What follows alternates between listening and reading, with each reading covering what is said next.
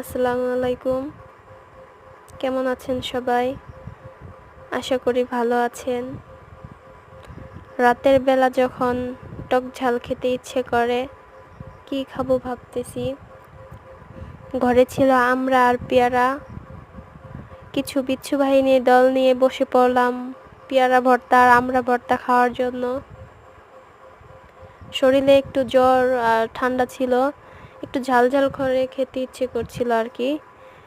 একটু ভর্তায় 4টা মরিচ দিয়ে নিলাম। দেখেন মরিচগুলো প্রায় হয়ে গেছে।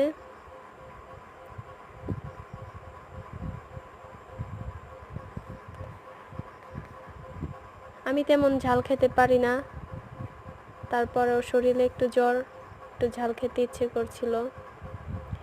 এই দেখেন আমাদের ভর্তাটা রেডি। তো সবাই খাওয়া শুরু করলাম। খুব লোভনীয় লাগছিল।